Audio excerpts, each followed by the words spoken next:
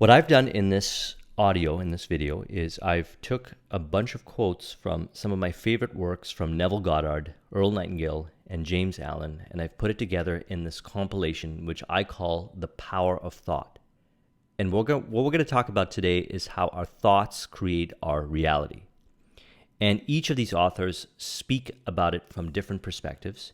And I really like what Earl Nightingale said in The Strangest Secret. He said, "Throughout all history, the great wise men, teachers, philosophers, and prophets have disagreed with one another on many different things. It is only on this one point that they are in complete and unanimous agreement. And that is, we become what we think about."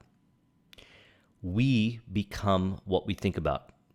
Now, you can go through countless spiritual texts and you can study different authors and just about any kind of information out there, and you will track it back to this idea that we become what we think about. And people just say it in many different ways. Now, I believe it's important to hear you become what we think about, or we become what we think about, from many different perspectives, because this is what's really going to give us the power. See, we're born into this world, and what we do is we learn through our five senses. We learn from our parents, our teachers, our friends, environment, TV. Information is given to us, and we learn how to do basic things in life as well as advanced things in life. And infused in this learning experiences are empowering ways of looking at reality and disempowering ways of looking at reality. And when I'm talking about disempowering ways of looking at reality, I'm talking about fear-based thinking. So in Think and Grow Rich, on the How to Outwit the 6 Ghosts of Fear chapter, he talks about fear and the basic fears. So that's the fear of poverty, fear of criticism, fear of ill health, fear of loss of love of someone, fear of old age, and fear of death. Now, if you look at your life and you look at any kind of success that you've created, or anything that you have created in your life that you admire that has been positive, it has been a net result of empowering positive thinking. Track it back. Do an exercise. Pause the video. Take an inventory if you want. You'll realize that it comes from a positive thought, either thoughts that you have learned from others or thoughts that you've formulated on your own. Now, think about any situation in your life where the outcome was not what you desired. It was a negative outcome. And you will find that that outcome was created first in your mind through negative thinking on fear-based thinking. Now, here's the interesting thing.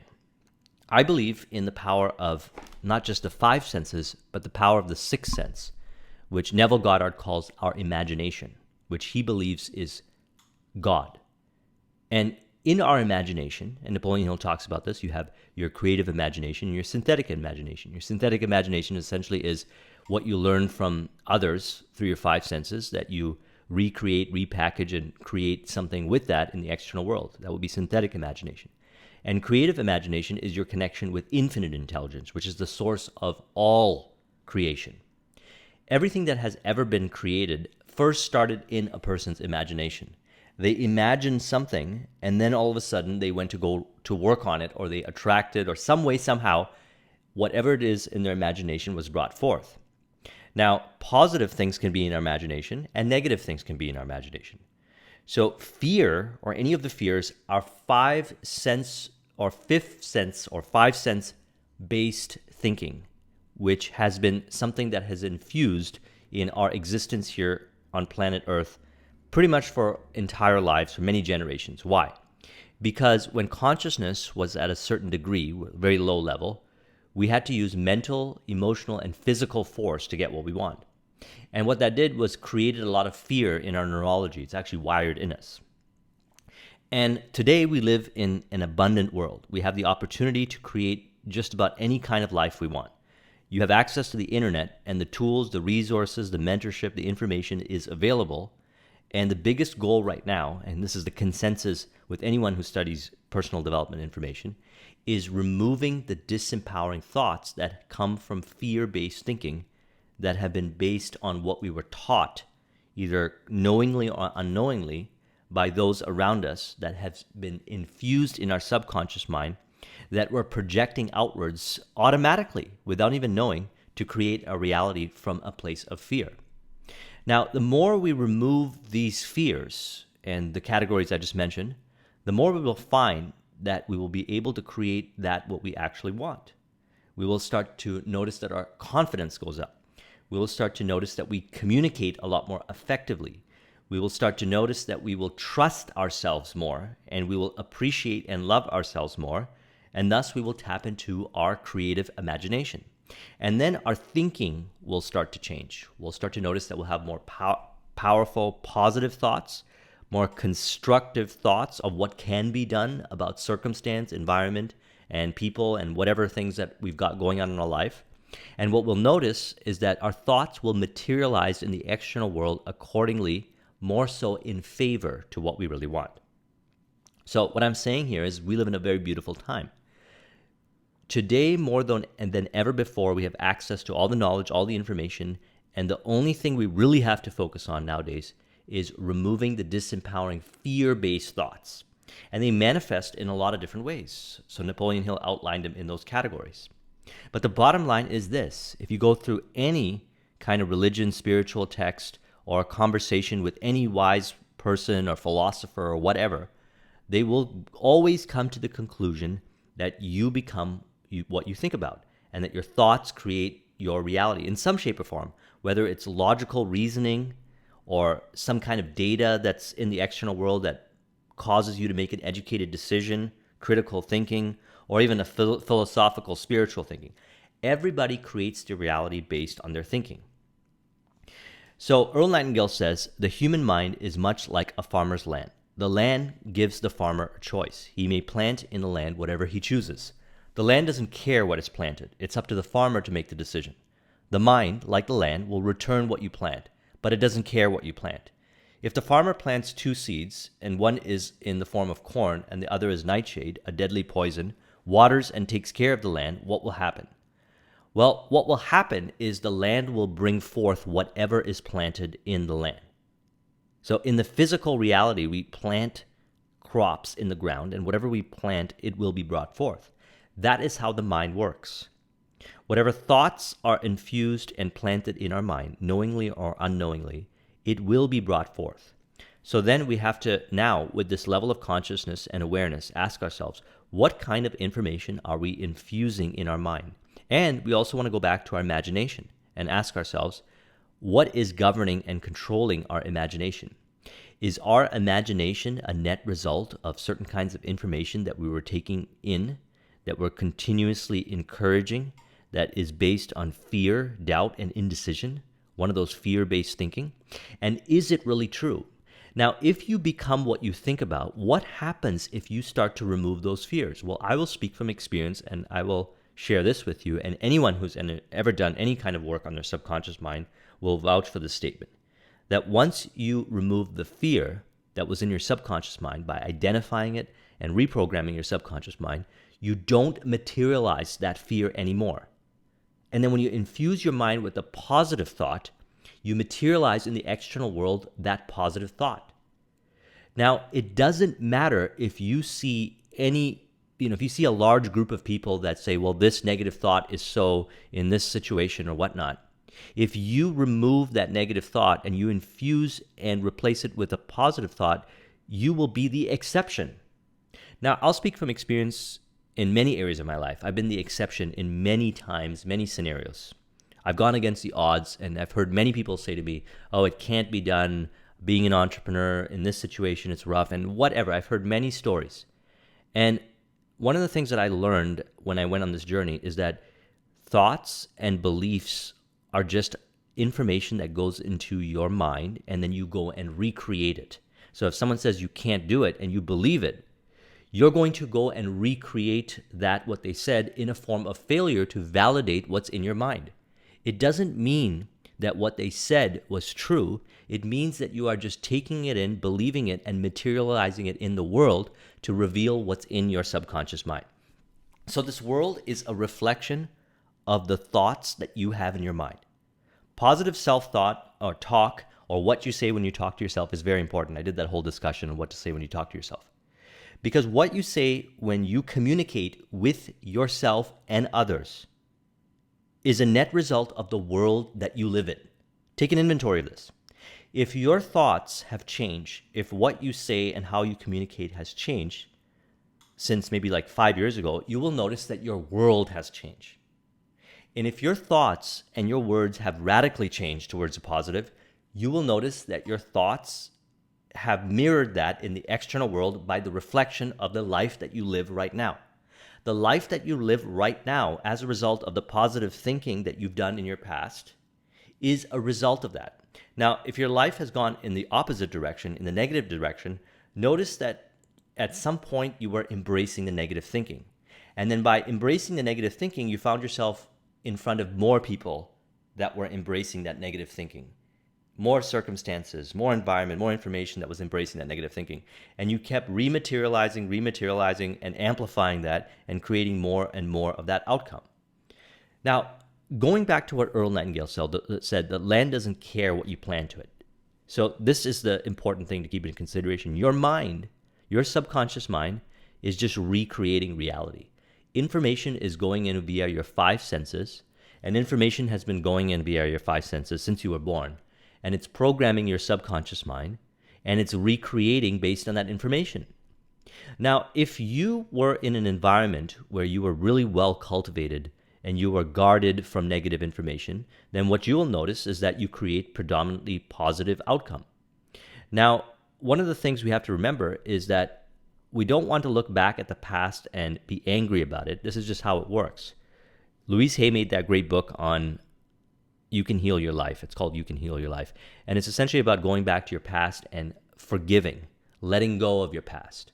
So understand that you are at a level of consciousness now where you have clearly identified that your thoughts create your reality, and let go of whatever way you got those thoughts into your mind, and start right now to go back and make peace with whatever it is in your past, any kind of resentments. Let it go. Just let it go, because if you hold on to the resentment, then you're holding on to the thought and you're recreating it in some shape or form. So you could have a resentment towards one person in your past, and you will rematerialize that, recreate it in everybody that you meet. So this is one of the things that I found. As I started to remove anger, fears, doubts, resentment, and whatnot within myself, I started to replace it with unconditional love, acceptance, understanding, and I started to notice that people would respond to me in that way. During a time where I carried anger in me, the world seemed like an angry place. And I would even find people that would validate that the world is an angry place. And as far as I would look, I would see proof of the world being an angry place. Then when I went to work on myself using this kind of information, and I released those negative thoughts, I replaced it with the world's a positive place, and there's good people in the world, I started to see more and more good people and positive situations and outcome. Now, this again proves the point that the thoughts that I take in, or I have taken in, either consciously or subconsciously, knowingly or unknowingly, went into my subconscious mind and begin to project outwards to create reality accordingly. So Neville Goddard talks about a very intentional process of doing this, the power of your imagination. Exactly going into your imagination and visualizing and imagining the feeling of the wish fulfilled. So you have an ideal outcome that you want to create, and it's a positive outcome, and you imagine yourself experiencing that outcome. You visualize yourself and you engage your senses, and you are so submerged in your imagination of that ideal outcome, that feeling, that what it does is that goes in and impresses the subconscious mind, and the subconscious mind creates it in some shape or form. You don't even have to know how. See, in the Bible we say, as you believe, so it shall be done unto you. So it shall be done unto you means that whatever you think about, whatever your thoughts are, whatever it is in your imagination will be brought forth. It will be brought forth. How it will be brought forth is based also on the programming that's in your subconscious mind. If you believe it'll be brought forth in a certain way or a stressful way or whatever way you want, most likely it will be brought forth in that way because that's what you were taught, whether it's positive or negative. If you leave your mind open and say, I am open to whatever way it'll be brought forth, you will find that it will be brought forth in the most harmonious way. So this is what Neville Goddard talks about. He says, just focus on the feeling of the wish fulfilled and let the universe, let God or whoever you believe do the work, whatever way. Now, what is it exactly that causes this? Well, what I realize is that by working on my thoughts within, the external world is presented differently. So what is this world? Is this world really based on what I was taught, which a lot of the information was disempowering and fear-based? Or is it really empowering-based and love-based, unconditional love-based? What is it? Well, it's whatever you believe it is. As you believe, so it shall be done unto you. So if you believe that it's negative and it's harsh and whatever, and it's fear-based, then you're going to recreate that in reality. Now, it might not be a totality, it might be a combination. So you could have, for example, 80% positive thoughts and 20% negative thoughts. And whatever those negative thoughts will blend in with those positive thoughts and create accordingly. Now, this is something that you have to practice and take inventory of. So one of the things we always want to do is track back, and now that you have this level of awareness and consciousness, to see how your thoughts have created the current circumstance. Reflect back. Ask for the answers. You'll find it. You can even have a subconscious mind affirmation that you could read that goes something like this. I'm so happy that every day I have a greater sense of awareness on how my thoughts create my reality. I get more insights, more perspectives, and I'm able to clearly identify the thoughts that I have had that now has manifested in the reality that I live. If you make an affirmation like that, then you are sending that information into your subconscious mind, and your subconscious mind is going to show you the way. That's the power of the subconscious mind. See, every one of us is a sum total of our thoughts, says Earl Nightingale. We are where we are because that's exactly where we really want to be. We deserve to be, whether we'll admit it or not. See, whether we admit it or not has mostly to do with the subconscious mind. So if a negative outcome has happened, negative circumstance, negative environment, most likely if you ask the person consciously, did you want that? They're going to say no. But one of the things that, if you've done this work on yourself, you'll start to notice that you're able to track back of how they got there. So if you've raised yourself up to a certain level of awareness and consciousness, you'll be able to look at them and look at their current circumstance, and you will hear their words and what they're saying, and not from a place of judgment, but rather from a place of understanding. You'll be able to track it. Now, they might not be able to track it. That's because they don't have that level of consciousness and awareness of it. Now, all of us are raising up in consciousness. So perhaps one day they'll be able to see it. If I look at the situations in my life where they were negative, and I created negative circumstances as a result of thoughts, during that time, I couldn't track it back. But now that I have a greater degree of understanding, and this is why we study this stuff, so we can have a higher and higher degree of awareness, when I reflect back on those past circumstances, I realize that it was my thoughts and certain information that had gone into my subconscious mind that had created it. So every one of us is a sum total of our own thoughts. Each of us must live off the fruit of our thoughts in the future, because what you think today and tomorrow, next month and next year, will mold your life and determine your future. You are guided by your mind. So all is mind. We say this in the Kabbalion. All is mind. Well, here's an interesting thought. What is fear? Why does it exist? Well, as mentioned earlier, we needed it because we were in a certain level of consciousness where all we could do to be able to survive was certain kinds of fear-based thinking. And as we evolved in consciousness, we realized that, wait a second, we don't really need these certain kinds of fears. They're no longer serving us, like fear of criticism, fear of old age, fear of death, fear of loss of love, fear of poverty. We live in a very abundant time right now where there's a lot of breakthroughs on a lot of different things, so we don't have to have those fears. But why do we still have them? Because it's wired in our neurology, and we're taught those fears, infused in the different kinds of information that we're taking in. So now we have to become more aware and say, well, that's just how it is, because for many years that's what we were doing. But now we got to change and evolve that and say, we don't need to believe that anymore. So what happens then when you start to release those fears? Well, then you tap into higher levels of consciousness. And what do you discover? Beyond all is mind, you discover that we're actually all connected via the subconscious mind. See, fear actually causes a separation between people. It's the fear that separates people. And the more you release your fear, the more you realize you are connected with people. So then what Neville Goddard says is that all is mind, and actually we are all one mind. Now that may sound like a really far out thought, but if you keep removing fears, the different fears we talk about through subconscious mind reprogramming or whatever it is to remove the fears that you do, you'll start to notice a greater sense of connectivity with people. You will experience unconditional love, which is what David Hawkins talks about in the levels of consciousness. In the higher levels of consciousness, you experience unconditional love and a connectedness with people. That is a net result of removing fears. Now, what happens? How do you navigate reality and how do you do things when you operate from that place? Well, you work with your imagination in such a powerful way that, first of all, you materialize the world based on those positive thinking, which is going to be exactly what you want, number one.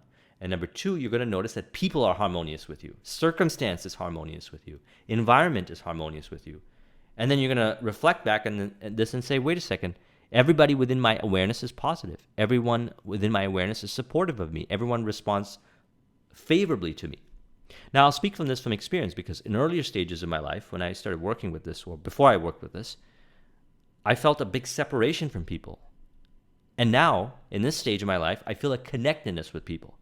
I'm a lot more social wherever I go. I can connect with people. I can talk with people because I don't see them as separate from me anymore. And by the way, this is a subconscious, I don't see them separate. It's not a conscious trying to not see them as separate and seeing them as one. It's just like that.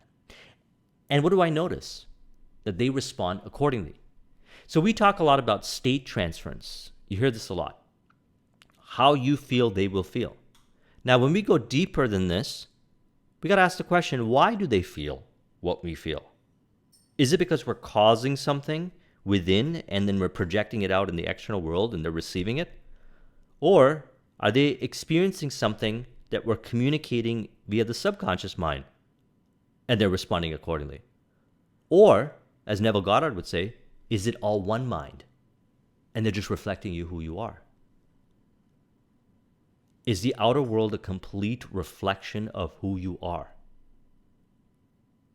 Now, this is something that you'll start to tap into more often when you work on removing fears, doubts, and indecision. You will see the world as one. You will feel the world as one. You'll see all as one. First, it'll appear to you a little bit here and there. And then as you continue this journey, it will be so for a longer duration of time.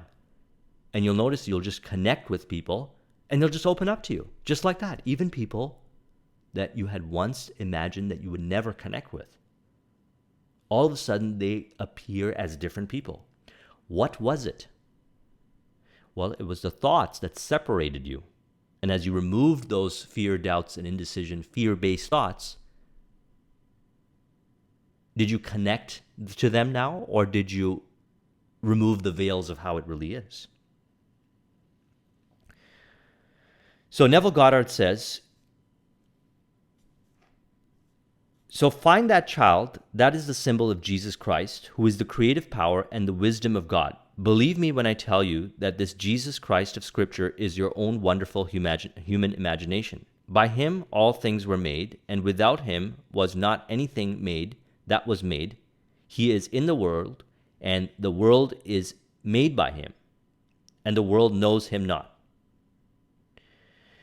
What is Neville talking about when he brings up the scriptures and he brings up a lot of things about Christ, and what he says is God is imagination? Well, this is something you'll start to realize more and more when you remove the fears in your mind, when you cleanse out your subconscious mind.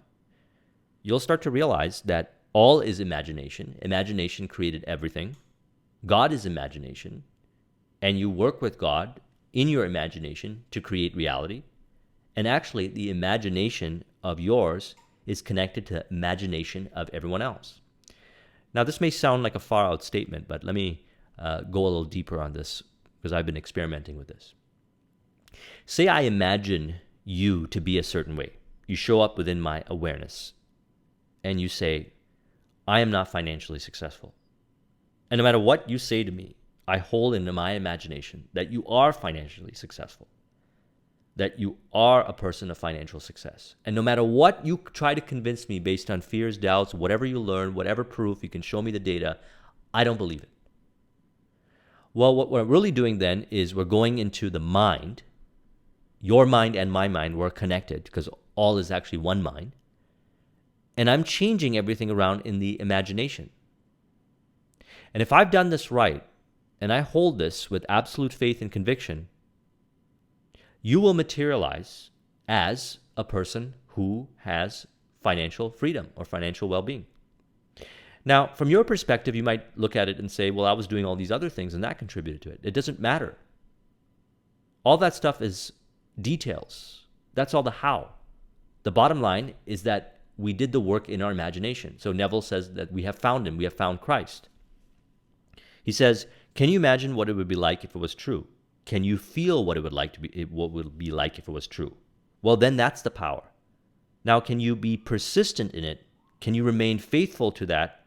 And so, though it was true, what we're doing is we're working with the imagination. What we're saying is that imagination is connected to the imagination of everyone else. And the separation is fear. Now, when we remove our fear, we have a greater degree to work with the imagination. We work with the imagination in a very constructive way. And we have more faith in the imagination. Notice this. As you remove your fears, you learn to trust yourself even more. Self-realization. You accept yourself even more. You listen to yourself even more. What does that mean?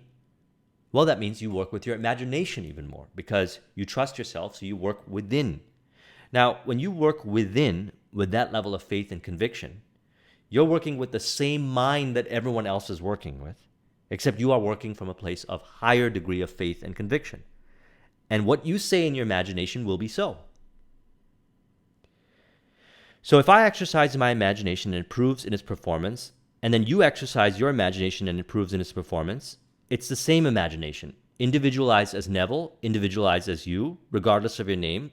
Then you share it with another and you tell it to others. Well, if I can tell it to the point where they are persuaded to try it, and in trying it, it proves itself in the testing, then we have found him. So when you read the scripture, I have found him, found whom? I have found the one whom Moses in the law and the prophets did right, Jesus of Nazareth. Well, the word Jesus simply means what Jehovah means. It means salvation. It means to save. So in other words, if I save someone from poverty by putting him into a state of affluence, well, then that's Jesus. I'm exercising the same power if someone is unwell and I represent him to himself as being the embodiment of health and he conforms to it, then that's Jesus. So we talk about the miracles that are in the Bible that Jesus did. Now, the key, in order to work with thought at this level, is absolute faith and conviction in the thought. There cannot exist doubts, fears, and indecision related to that thought. You have to actually 100% believe that that's the way it is. Now, you don't have to start at that level. See, that's what I believe that we're on this journey to do, is we're learning how to create, and we start with something small, and then we level up. So when you create success, and you're able to do it again and again and again, it becomes easy, and then you aim for a higher level of success. And this keeps going and going and going. But that success always starts with a thought. Do you believe that you will create that business? Do you believe that you will have that relationship that you want? Do you believe that you will hit that health and fitness goal the exact way that you want? If fears, doubts, and indecision show up in your mind, understand that that's what you've learned through the 5 senses. That was a net result of other people's thinking that may have been valid back in the days, but it's not valid anymore. And you can choose to release it. And when you release it, when you don't have those fears, doubts, and indecision, some way, somehow, it will materialize as form. Imaginal acts are sowing, but we do not recognize our own harvest when we see the imaginal act projected on the screen of space. We say, I could never imagine a thing like that, but we must have, or we could not encounter it. See, whatever has showed up has started in the imagination first. It was either given to us through programming via our 5 senses, but some way, somehow it went into our imagination and it materialized into form in the external world. Again, this sounds like a far out way of thinking if you have not been exposed to these kind of philosophies. But if you track back on your own experiences in your life and you reflect back on what I'm saying, you'll find it to be true. Because in earlier stages, if I came across information like this, I'd be like, you know what? I don't believe it. And the question would be, why don't I believe it? And I would also ask myself, what kind of life am I creating as a result of not believing it? And a lot of that life I'd be creating would be unconscious, based on other people's thinking, but I will not be thinking for myself. But once I start thinking for myself, I start embracing these kinds of ways of looking at reality. And I start to actually understand and track back that it was me within that was creating it. The facts and everything that showed up in the external world came as a result of thinking in the internal, in my imagination, how I believe reality worked, projected outward onto the world, materialized into form.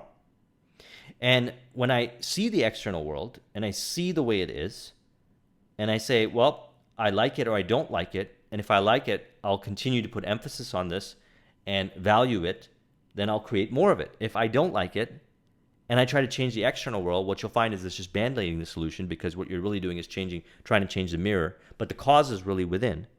And if you go in and change within, the cause within, you'll notice the external world changes. So the act of imagining is sowing, and in its own good time, it crops out from the unseen journey and appears on the screen of space, and you see it. But you don't always recognize your harvest. But I'll tell you one thing, do not concern yourself with the means. Go to the end, dwell in the end, and you will hurt no one. See, this is the power right here. Why did we have fears? Because we did not rely on the sixth sense, which is our imagination, which is our conversation with God, which is what Neville says is God or is Christ. We relied on the five senses, and we work with the five senses, and part of the relying on the five senses is we assumed the negative fear-based thinking to be fact, the scarcity thinking. And what happened is that information went in and started projecting outwards and continues to project outwards to create form. So what we want to do is we want to not leave it up to what's in our subconscious mind to create that end result. We want to tap into a higher power. So this is what he means by always go to the end, dwell in the end, and you will hurt no one. Because working with the sixth sense and how we're designed to be is actually in the spirit of harmony.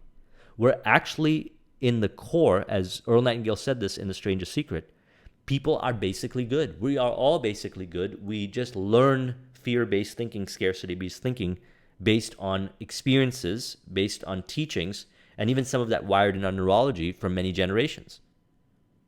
But that's not who we are at the core. We are basically good.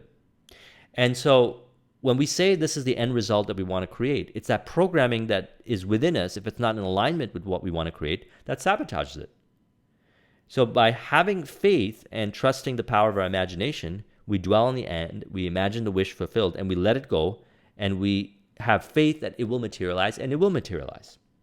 Now, what you can do in the journey is then you can inventory all the different disempowering thoughts that come from a place of fear, and we've outlined them earlier, what the fears are from the six ghosts of fear. So I'll pull them up right now. It's fear of poverty, fear of criticism, fear of ill health, fear of loss of love of someone, fear of old age, and fear of death. So these fears have been infused in us, and they're mixing up with the vision that we want to create, that feeling that desired outcome, and can sabotage it by materializing it in a combination of those fears and that outcome, or just completely not materializing that outcome that we desire, but instead materializing the fear. So what do we do then? We take inventory of the different fears that we come up, and we say, this is not us. These are the fears that we have learned through experience, so we can change this. We can change the meaning that we've given to these different circumstances, people, environment that are fear-based, and remove it because it no longer serves us. Why doesn't it serve us? Because if you harbor fears and you essentially have fears within you, and this is an ongoing journey. Okay? I don't profess that this happens overnight. I'd be lying to you if I said that I've gotten over all my fears, but I do let go of more and more fears each day.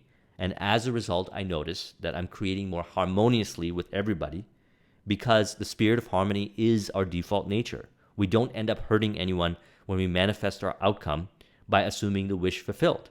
We actually are manifesting it in the most harmonious way. So what does James Allen have to say about this? Thought.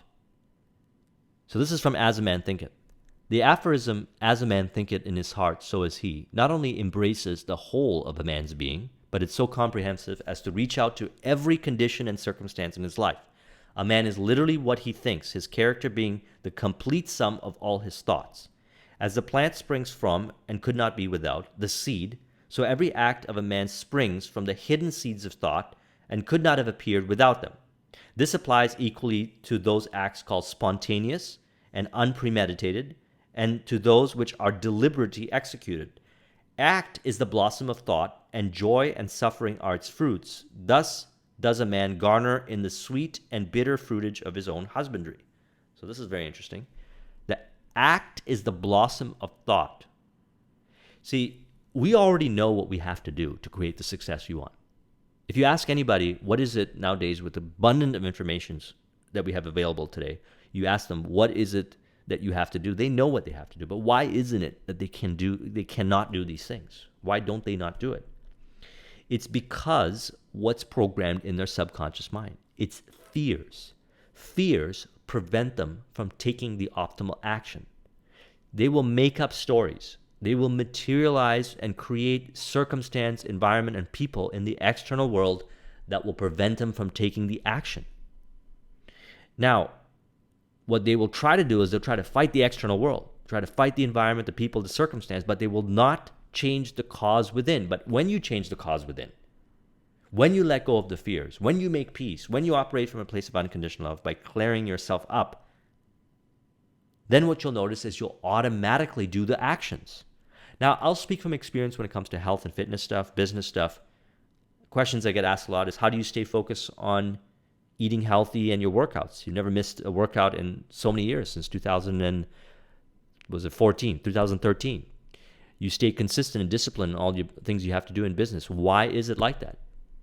Because I removed the fears, doubts, and indecision-based thoughts that were infused in me, and then act is the blossom of the thoughts that I infused in me, which are uplifting, positive, related, belief, faith-based thoughts related to the outcome that I want to create, and the acts are automatic. See, when somebody goes and does something, they can do it from two perspectives. They can force it through willpower and just kind of force it, or they can be programmed to automatically desire to do it. How does one program themselves to automatically desire to do something? By releasing from their subconscious mind the thoughts that cause them to not take the action, which are fear-based. If you know that's the thing you have to do, if you know it and you're not able to do it, ask yourself the question, why is it? You're going to track it back to a fear. So what do? You release the fears. You reprogram your subconscious mind to release the fears. Or you do what Neville says, assume the feeling of the wish fulfilled, and some way, somehow it will materialize, and it will be done with a power greater than what's in your subconscious mind. That's what I believe is infinite intelligence. Of all the beautiful truths pertaining to the soul, which have been restored and brought to light at this age, none is more gladdening or fruitful of divine promise and confidence than this, that man is the master of thought, the molder of character, and maker and shaper of condition, environment, and destiny. As a being of power, intelligence, and love, and the lord of his own thoughts, man holds the key to every situation and contains within himself that transforming and regenerative agency by which he may make himself what he wills. A man's mind may be likened to a garden, which may be intelligently cultivated or allowed to run wild. But whether cultivated or neglected, it must and will bring forth. So this is the key. You can allow your mind to run wild and consume information via your five senses that is programming your subconscious mind in a negative way, that is causing you to materialize the external world accordingly. Or you can take control and say, I'm going to choose from this day on to surround myself with empowering information. What you're going to start to notice is fears start going away. Doubts start going away. Indecision starts going away. What you'll start to notice is that you're creating the success that you want. What that you'll start to notice also is you're finding a purpose. I get asked this question a lot. How do you find your purpose? What's preventing you from finding the purpose is the fear-based thinking that you were taught. Again, not to blame anyone in a harsh way, but to just recognize that this is what it was. And you have a choice now with your level of consciousness to release this by saying, I choose to involve myself with uplifting, empowering information. I choose not to listen to negative information, because all I'm doing as a result of doing that is programming my subconscious mind to bring more of that forth. And you have to have faith that you will be protected, that you will know, that you will be guarded, that it will be brought forth in the most harmonious way. He says, if no useful seeds are put into it, then an abundance of useless weed seeds will fall therein and will continue to produce their kind. The outer world of circumstance shapes itself to the inner world of thought. Thought is the cause, and the external world, environment, people, circumstance, is the effect. When you change the thought, when you purify the thought, when you elevate the thought, the people, the environment, the circumstance will change. It may or may not happen overnight, but it will change. It may be gradual, but it will change. And it starts within. And if you're unable to do the things that you know you have to do, then it's probably because there's negative programming in your subconscious mind, disempowering programming, fear-based programming that's keeping you where you are. And it's being materialized in the external world, and you continuously involve yourself with that information and reprogram your subconscious mind over and over again, affirming those thoughts. But you can take inventory and say, where is this negative information coming from? Can I put something in place to change the negative information?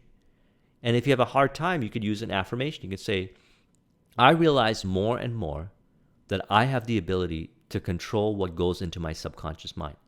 I choose to infuse my subconscious mind with positive, uplifting information because I know that that will materialize in the external world.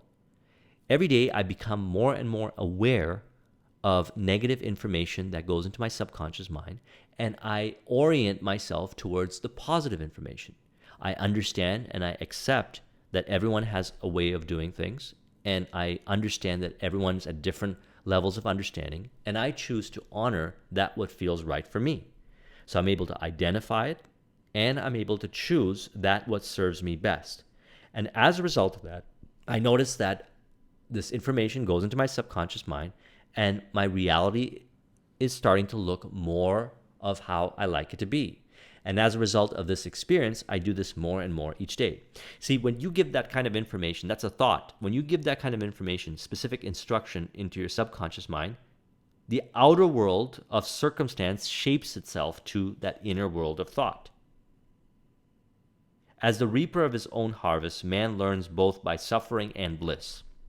So you experience suffering and bliss in the external world, and you say, how do I change the cause within? How do I change the cause within? What can I do to change the cause within? It's the thoughts that I have that's bringing this forth. And these aren't necessarily my thoughts, because people are basically good. You're basically good. These are thoughts that you have learned that brought forth the suffering. And even the bliss, thoughts that you have learned that brought forth the bliss. And so now you're saying, I'm choosing to surround myself with more thoughts that are bringing forth the bliss. If you want to copy this mind map, the link is in the description. Thank you very much for watching. I'll talk to you soon. Take care.